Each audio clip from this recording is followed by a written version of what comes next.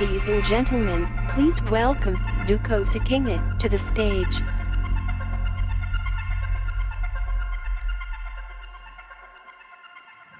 Good afternoon, ladies and gentlemen. Welcome to those of you who are entrepreneurs, those of you who aspire to be entrepreneurs, and those of you who have been entrepreneurs. We're going to go through in a very rapid speed through some ideas which I think my team at Fortino thinks are relevant to most people who call themselves an entrepreneur or active in innovation. When we started Fortino 4.5 years ago, and you would have asked our team, what is your strategy? We would have said, call us in 3 years. By that I mean to say is, you don't need today know on day one what your exact strategy is. It can come along. But as your strategy comes along as an entrepreneur, there are only really 2 strategies in life. Either you happen to be really different, or you will become ultimately a cost leader in whatever you do. Those are the only 2 strategies you can contemplate. And many of you in the room will say, well, you know, we are different. And what we then say at Fortino is, let's take your business plan and give it to your nearest competitor. What will happen? And most CEOs freak out. They say, we can't do that. You know, that's our secret. And we believe that you're only different if you have sustainable differentiation, meaning even if your competitor knows about your plan, he or she cannot imitate you. And that is when you know you're developing a competency that is different, because ultimately your consultants or employees will move from one company to the next. So whatever you think is a secret will end up to become public knowledge.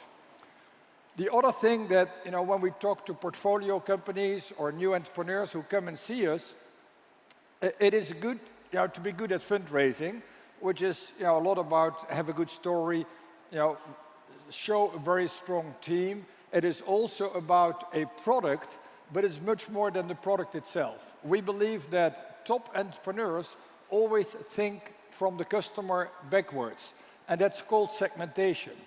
You need to have a very good idea who you're going to ultimately sell to. Is it the elephant? Is it a small insect? And you intend to address many insects in the market. And with that, when we listen to entrepreneurs, it's not whether they have 100 or 500 customers. We're typically most impressed by entrepreneurs who can talk to us about their 10 first customers and talk to us about the customer experience and furthermore how they approach them. Do they really understand who to talk to in a very schematic fashion? And it's very simple stuff. When we ask a company, do you have one single presentation when you approach customers? Are you sure that your whole team has the same pitch when you meet prospects? More often than not, that is not the case. And so, you know, it is good to have a product. It's even better if you can talk about, you know, we have been with these prospects and ultimately customers, and we know what benefits we're going to deliver to them. Very important. When people ask us, you know, we got a lot of people at Fortino, and nobody comes to Fortino, by the way, because we're an investment fund, you know.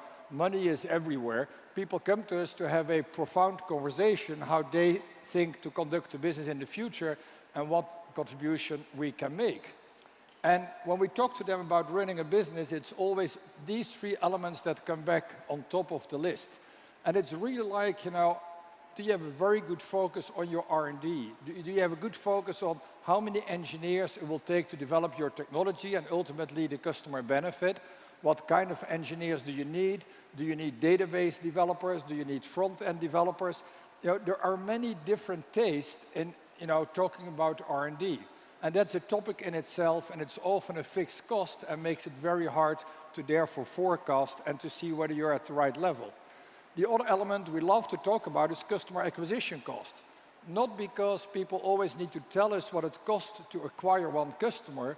It is much more about how long will it take to acquire a customer.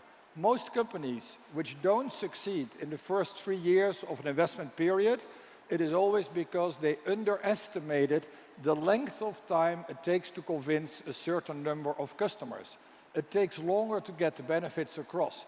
So whenever you present a business plan, don't make yourself, you know, too over-optimistic in terms of selling cycles, because most investors won't believe you, and it will end up costing you as an entrepreneur a lot of equity. The last but not least is about cost to serve. Who in our company is every month occupied by making sure that our customer base is well served, are very happy, and that things go in the direction that we want them to go? And that seems very simple, but in a startup, in young companies, everybody is focused on new technologies. Every month maybe a new feature. Everybody is focused on, let's get more customers out there. But you need to have the stability and people who look after your customer base in a pretty boring fashion. And that's the beauty of any company. You need to have the marketeers, the innovators who will push every frontier, to become better and more ambitious. And at the same time, you need to have the people who are the farmers and look after what you have built yesterday. This is a very sort of simple concept, unique selling proposition, and it's beaten to death in many books. But when we ask about it, and many companies define a unique selling proposition, we then ask them, how did you anchor that? And is that a house of cards or is that a solid anchor? And I'll give you a very simple real-life example. Team Leader, one of our portfolio companies, they are known for their ease of use, usability. And what their benefit is, they help entrepreneurs convert prospects into cash at a very rapid pace. That is their USP. So ease of use is important to them. When they developed their most recent version of their mobile app, they didn't have, in-house all the good skills to develop that mobile app, and so they had to go outside. And that is an issue, because if you don't have yourselves the competences for which you want to be known, there's a mismatch. And guess what? Team Leader ended up to recruit a great team of mobile developers, and they fixed the problem.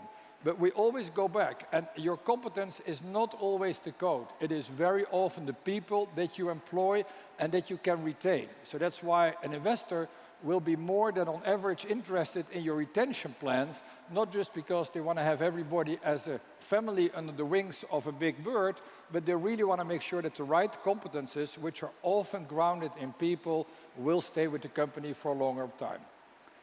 A lot of companies have a great product, have done their segmentation, but haven't thought about distribution channels. I've given here two examples of companies in our portfolio, Duco and Aproplan.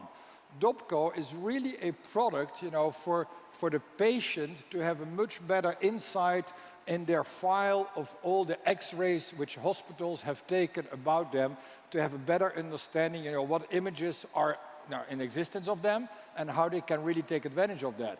But instead of selling to patients, which is of course a very long path, they focus on hospitals. So they work with hospitals, they sign up big private hospital chains or public hospitals, and they bring their product to the consumer, which is obviously a very sensible go-to-market approach.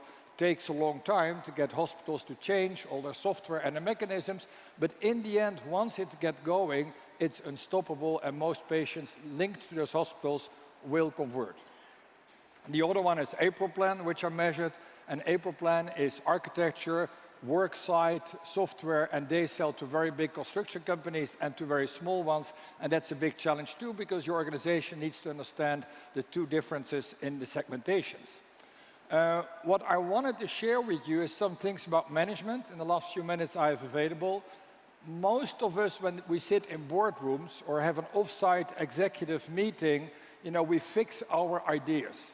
And once we have fixed them, we go back to our teams and we say, listen, great, this is the plan for next year. And the day after you've announced your plan to your company, you read something on the net that should change your direction.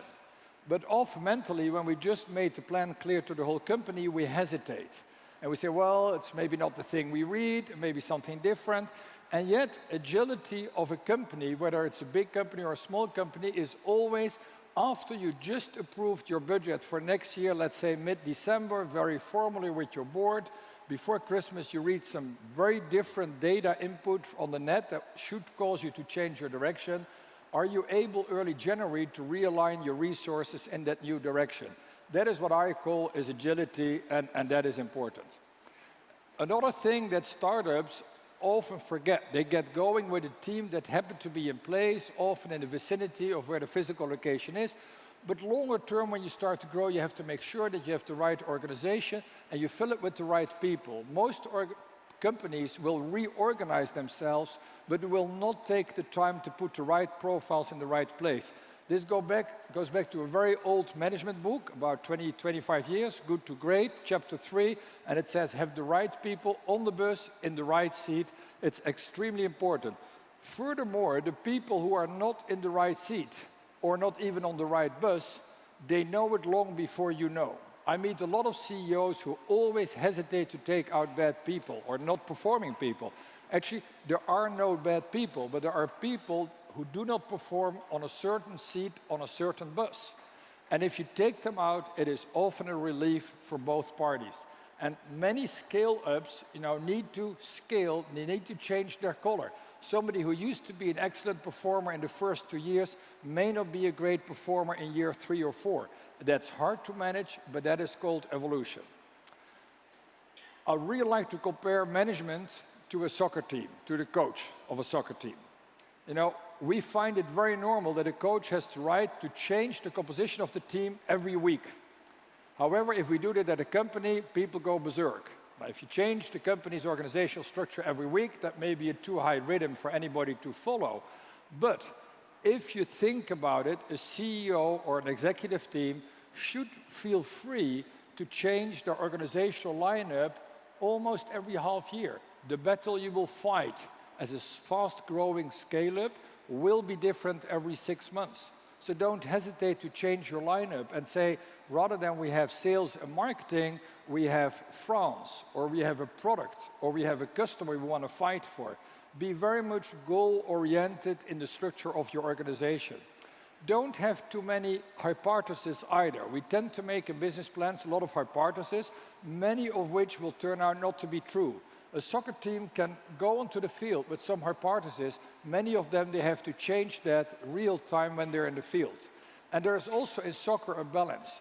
Most teams will develop a process of how they play the attack, how they play the defense, and companies will do that as well. But keep in mind that people in your company have the freedom to change ad hoc whenever they get the ball in front of their foot. I'd like to say a few things. People always ask us, when do you say yes to a business plan or to a team of entrepreneurs? And that is the million-dollar question, because that's not an easy question to ask, because situation may be different. But there are a few things that we always recognize, when we make an investment. It is always majority the team, because the product, the market, it can all change, and by the way, it very often does change. And therefore, it's good to focus on the team. Can this team execute, first of all, the plan they put forward? But secondly, could this team also weather a storm when everything around them will change? And that is not easy. And a lot of entrepreneurs say, believe me, this is the right plan. But we have seen many entrepreneurs who came to us a year later and said, we're very sorry, it is a bit different. And so as an investor, you have to always second guess, can the team weather the storm? The other thing that we feel is very important is the customer journey. Can the team talk about, this is our product, and these are the steps we go through to get it to our prospects and to ultimately get a sale? For us, it's very important that you show that customer journey for maybe 5 or 10 customers. It doesn't need to be 500, but it's the quality of your competence to talk about it and the insights you have in the market, but certainly how to get through. Many products may be here and the customers may be there, but the road between the two is still very complex for a lot of companies. We always say yes when we feel good about the culture. There are contracts in this age of time have little value. To go to court on anything is a waste of time, and in general it is. So you really have to figure out, with whom do we really feel at ease? What are their values, and what values do they clearly reject? And that takes time. So even if you hand in a complete business plan, you cannot expect us to answer within 2 weeks. We need time to get to know you and to get a feel for who you are and what your values are.